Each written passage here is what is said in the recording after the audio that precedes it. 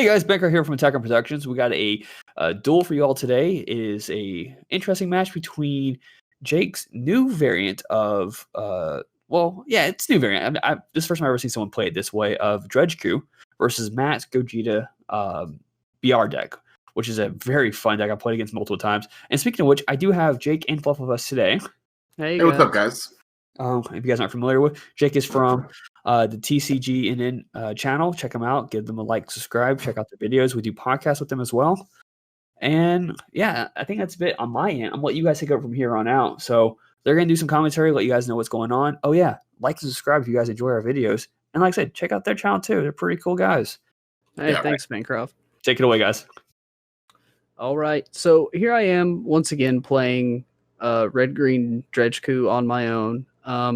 You've seen me win with this deck on this channel. You've seen me lose with this deck on this channel. So you don't know what you're in for this time. This is game 3. So this is Matt. Like Matt is like the king of Gogeta. Matt is hard to play against when he's playing Gogeta, just because if you make a mistake, he'll beat you.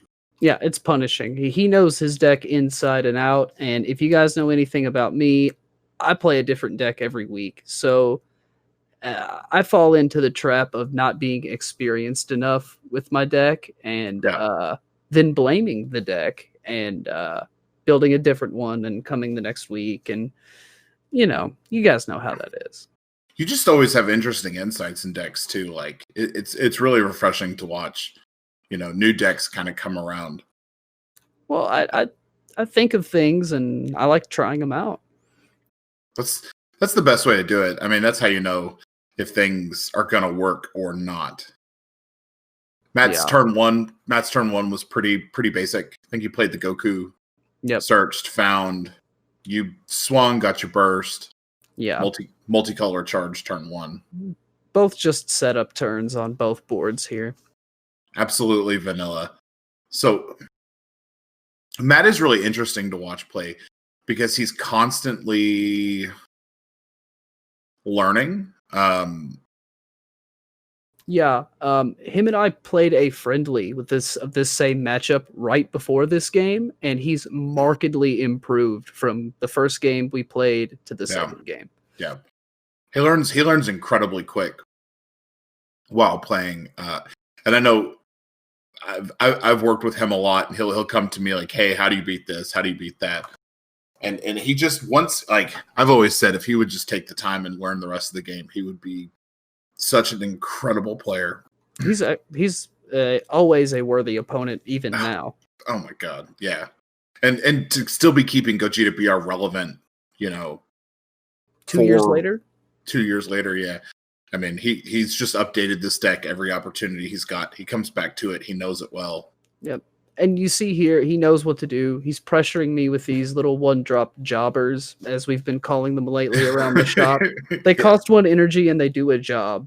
And they come right back. And they're jobbers, Yeah.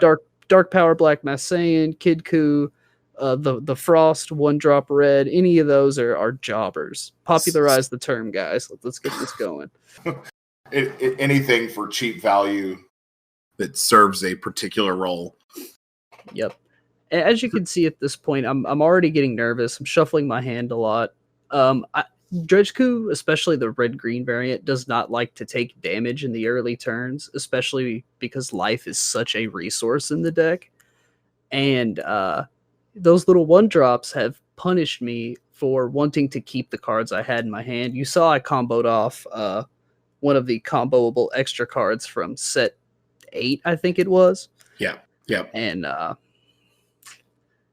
here we're just going to play the Unison. I'm just trying to get set up at this point. I'm nowhere near out of the game, but he's definitely got me on the back foot. Yeah. And, he realizes that life is your determining resource, really. I mean... And that's the big disadvantage to red-green Dredge-Ku, is that your opponent wants to take your life total from 8 to 0, and you want to take your life total from 8 to 1. So both of you are sharing that goal throughout the game. And it makes everything in red-green Dredge-Ku, from card choice up into actually playing the deck, it makes everything a bit laborious to have to consider the offense and defensive potential of every card in your list. And one thing that I kind of noticed watching this, and I hadn't realized this about your red-green variant, is usually turn 1 you charge the multicolor. It doesn't allow you to play a blocker out, so you don't get to awaken as early as like a mono green variant. You actually take the gamble of waiting until turn 2, turn 3 to actually awaken. Yeah, and the theory with that is that there are so many effects, like what you see just happened right here, a negging effect, where I don't get the benefit from that blocker. So say my opening turn was green, tap green, 1-drop blocker, swing. After image blows me out. A cooler arrival will blow me out. Yeah, there's just a lot of ways to lose the value from your 1-drop blocker, and my misplay here was playing into that. I know the Unison's coming turn 3. He runs Sen Shenron and Jiren. Plus, the leader itself on the backside can KO blockers, so I should have just shot it and picked a card from his hand for value. Absolutely. He 100% came to me and asked about, Jiren versus Sen Shenron stuff, and we just kind of broke it down, and I was like, look, dude, like, your goal is to clear the field as fast as possible. You've got to have the Shenron there. But I think Jiren provides enough resource management for you that you should be running that at a 3 of. I think it's more valuable than the Shenron in a lot of ways. It's a lot more pressure. I've been testing the new 3-drop Jiren Unison some, and to me, it's better when you're ahead, because it forces your opponent to think more about the sequencing of their turn. Yeah. Like, if they go to play one of the no specified cost Unisons for 1, it's just going to die as soon as it comes into play. It 100% will take care of ejects, or the Gotinks and ejects. Right. It causes Sinnoh to automatically lose a marker when it's played. And right now, it's one of the few tools we have against other Unison cards, other than doing what Matt is doing right here and just swinging into them. Just gunning it out. Which is denying you resource, too. I mean... Right. And we've been talking in a lot of our recent videos about how in the current meta, you kind of want to be everywhere at once. You want your opponent to have to attack battle cards, Unisons, and your leader, and hope they make the wrong decision. Yeah. And you can see in this game, Matt's just doing a very good job of keeping the battle cards off of my side of the table, which limits the decisions he has to make. And frankly, when you're playing against Dredge-Ku, attacking the Unison or the leader is typically the right call, because your own battle cards, except for your finisher, you view as sacrificial. Yes, absolutely.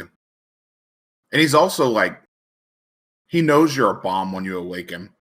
So he's doing everything he can to keep you from doing it, including removing the battle cards by negging them out instead of swinging. Yeah. Yeah. Another jobber here, Bulma. I think this time I'm going to actually get my value out of it. Oh, I love that they're moving searchers in Dragon Ball to more of like, when you play this card, just find what you need, as opposed to they'll look at the top 5, because that is so inconsistent. You will always miss it when it matters. Well, Bulma Life on Namek is a look at the top 5, but her categories are wide enough that in this deck, you're going to hit something. You're going to find a Unison, a super combo, a check land. There's just plenty of good targets to pick up with the Bulma, especially when you're just going to pop it immediately and get to awaken like I do here. And that's it. Your choices just have to be wide. Something I've been thinking about recently, slightly off topic, but the old 1-drop Goku searcher, a Kind Saiyan. Yes. That confused with the new 1-drop Vegeta double striker, right? Yes, should be able to. Yeah. There might be something to that. One that I actually really like as a searcher is the I think it's the set 3 Trunks Bridge to the Future. Yeah. Swing with it. Look up to the top 2 cards, add 1, and then discard the other. So you can look at one. If it's something you need, keep it. Don't look at the other. Or if you need cards in the drop area, it's a great way to hit burst. And it's a 10,000. I think it's a 1-drop or a 2-drop. But it's a 2-drop. Yeah. I had considered that card for this list, and the thing that led me to Life on Namek is that she's a 1-drop and Trunks is a 2-drop. That's it. And like you said, she has a wide pull to grab in this deck. So here I'm able to awaken and try and apply some pressure back. With 3 counters on the Unison, I'm not sure if I'm going to be able to clear it, but we're going to make a play. Yeah.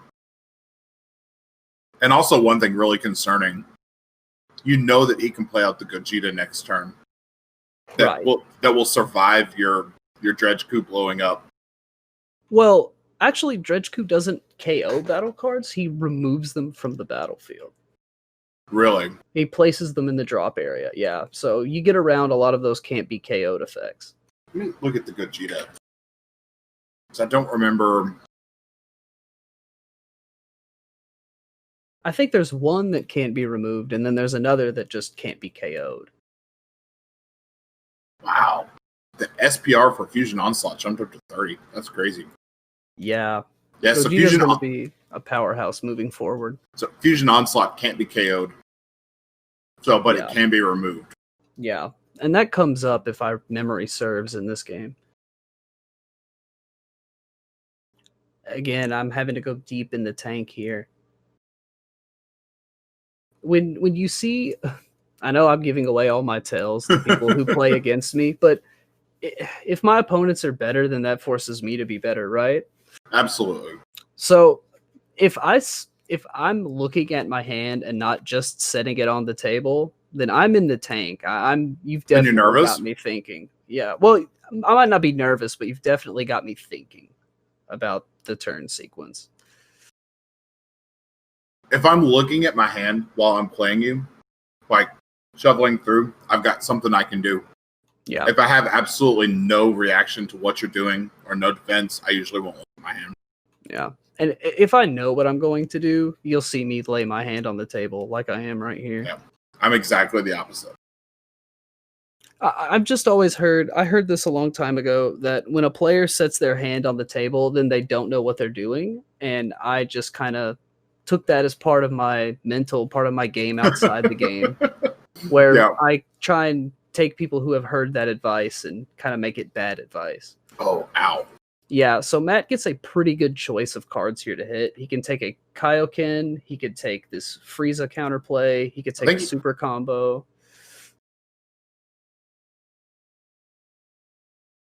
You should really make it a choice to hit both of those kaio-kens. One on this turn, one the next turn.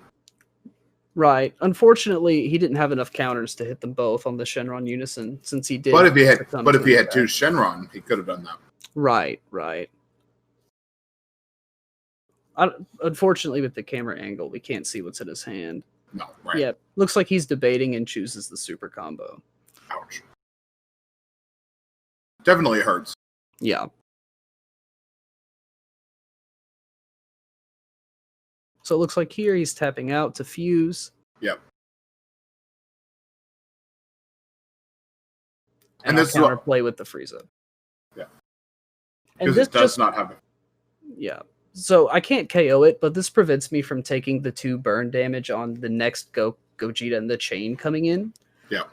So I just need to have a battle card. Yeah. Which this will get you. Well, he can swing into this one with this Gogeta. Right. But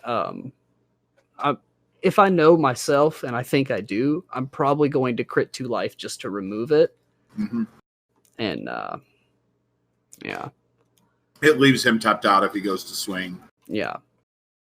Though Matt is not really concerned with trying to get that crit 2 off. No, and I think the idea is that he knows I'm going to lose 2 life. Whether it costs him his Gogeta in his hand or his Gogeta on the board, I'm going to lose 2 life, and he's not really concerned about which way it happens. Yeah. And at this point, it's just going to cost him more resource-wise to go into the next 8-drop Vegeta. He should just pressure with this one and move on. Yeah. He's swinging with the double striker here. He's going to try and give me a lot of pressure. He's just picked a super combo, so he knows my combo potential is weak. Yeah. And he's probably got a super combo or two in his hand. Yeah.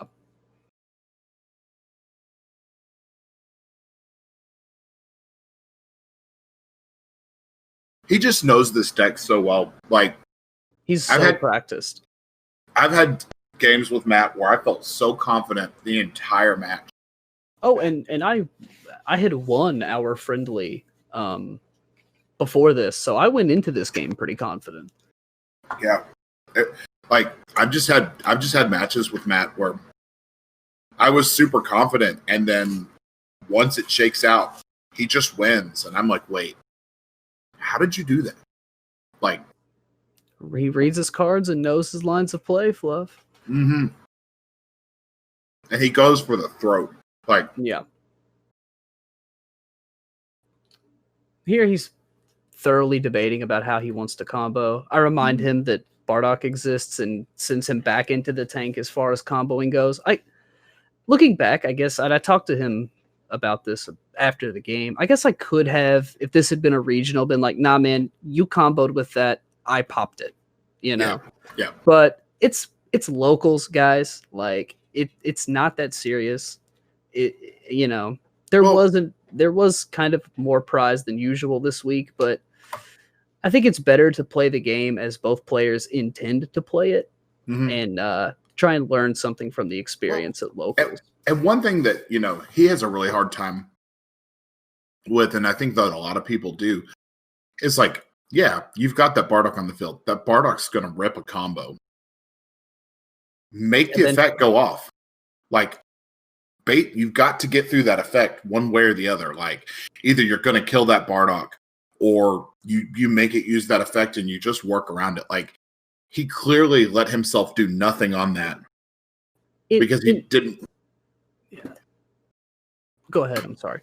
He just let that combo not happen.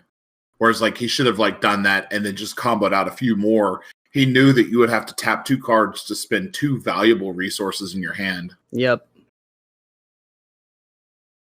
Right now, I don't want to combo with anything in my hand, really, save for I can safely combo with 1 copy of Kaio-ken, but other than that, everything else in my hand is gas, and I really don't want to spend any of it. Yep. Because if he can make you take 2 life here on this, and then put pressure on you with the Gogetas, he's in a very good spot. Yeah. So as we're saying, like, this is locals. A lot of people would call this slow play. I'm just using the time to familiarize myself with my opponent's board, my opponent's cards, like whatever's public information. Yeah. Just, give people the time to play when you're at locals, and and time isn't a concern. If someone does it consistently, maybe talk to them like, hey, maybe you could speed up a little bit when you play, or do you need help like with this step of the game or this step of the game? What's got you torn? Like, what's again, I go back to play the game the way both players intend to play it out. Like, rule sharking is only advantageous, I feel like, when you never have to play with that person again, and there's considerable prize on the line. Any other time, I kind of look down on rule sharking personally. I don't think I've ever rule sharked, even at like a top table. It's just not in my personality. I think it's a cock thing to do. Yeah, well, sometimes people play the doe-eyed, oh, I didn't know I couldn't do that, and you can kind of pick up on those players and feel out when people are trying to do that sort of thing to you. Yeah. So here I copy with kaio-ken, and I'm forced to copy with the secret rare, and I have no targets because his card cannot be KO'd. Yeah. But I will crit 2 on the same battle and save myself the pressure from the Gogeta. Yeah. I think I would have pressured really hard there. Make you take the 2 life, then maybe you don't then rip the 2 life, and then you play the Gogeta. Like, I don't know. I would have gone really hard on that combo to make sure you take that 2. Right. I mean, had he done that, had he comboed all the way in, there's no way I can give 2 life, right? Right. And then To kill his Gogeta, and then he gets to go up the chain. and then So he that gets to probably go up was, and then he gets to go up the chain, take 2. Now you can't blow up the field. Like, he just really needed to do that, and I don't think you saw that there. Well, unfortunately, without knowing his hand, we don't know what his max combo potential is, but we do know he has another super combo in hand. Knowing how his Gogeta runs, he probably had the ability to take that attack up to like 45. Probably. Yeah. Here we're just digging, trying to draw another card. Attacking him at this point isn't really going to do too much. He's up on cards and already awakened, so even if he gets the card off of his life here, I'm not too concerned with it. My thought at this point is I don't live to see turn 5 in any kind of official capacity. And this is a misplay. I didn't mean to combo with that, but I did it. So there it stands. It's kind of that flustered head. You know you've kind of lost by next turn. Yeah. So basically I'm just doing whatever I can to try and push these last 5 points of damage because I know it's pretty much over. Yeah. He's got you in a rough spot. And I don't know if he caught how rough of a spot you were in there. Like, I don't know that I would have caught it in his position. Well, I mean, we have the bird's eye view here, you know? Absolutely. And that's what I like about this series. It's just being able to look, because it kind of makes you look through and see things that you wouldn't have seen otherwise. Oh, yeah. Like, it is. To you at that time, it was worth it to combo that Gohan to pressure that damage. In your minds, you know, at that point. I was going to combo it, but I should have done so later in the turn. The thing is that I know if I play it as a blocker, he's just going to KO it for free with the leader. So it really doesn't provide me much value. Yeah, that leader is really good against you too. Yeah.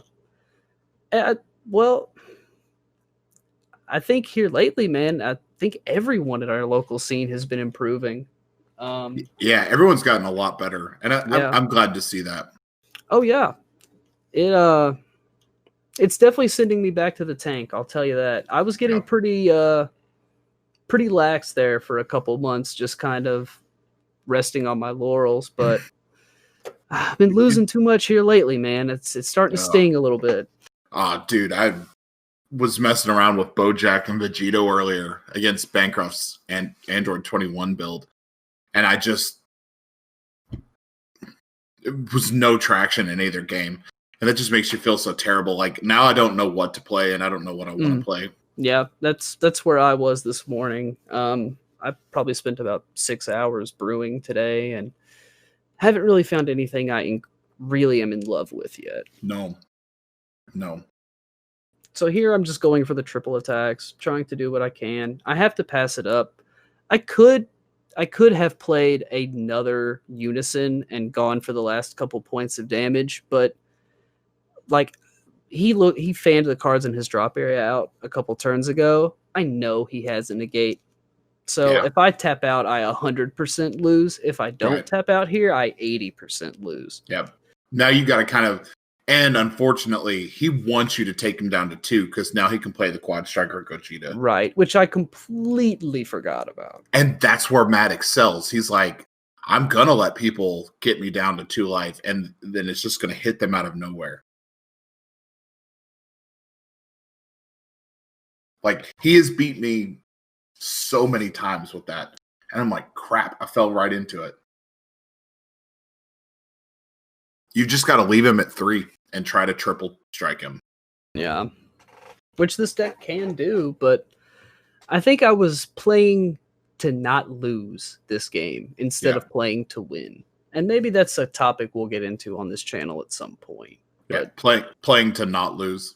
Playing to not lose is infinitely worse than playing to win. Yeah. See, there's the Quad Striker there. Yeah, and this game is pretty much over. Yeah, because he'll swing into this. You will either be forced to negate it, combo out of it, or blow it up with the leader, and then he's got the leader swing. Yeah. So unless you've got a negate here, And I think that has dual attack as well if you're at 2.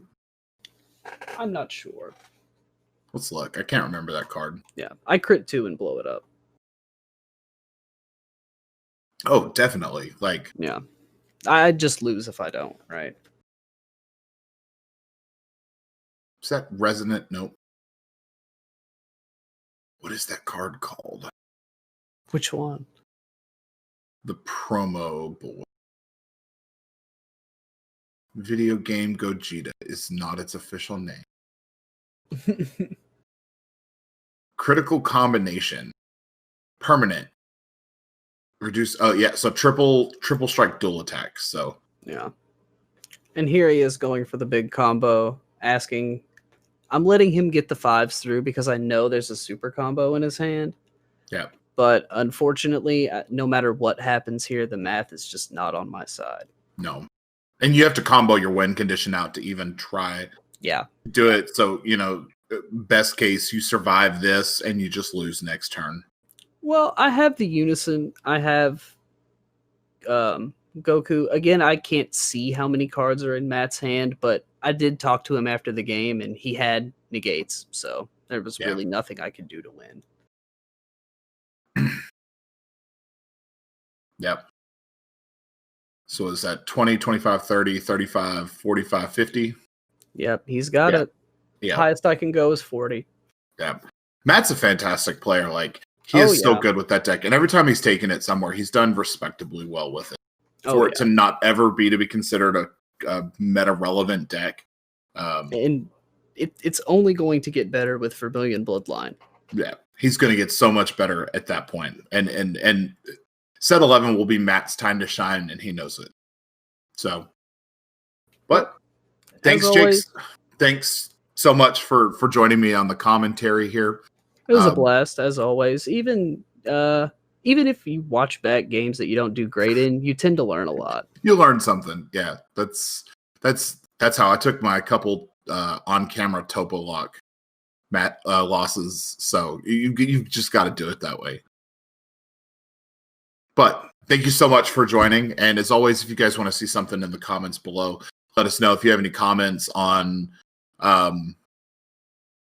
deck suggestions or video ideas, we're always up for it. As always, read your cards, know your plays, and fluff out. Later, guys.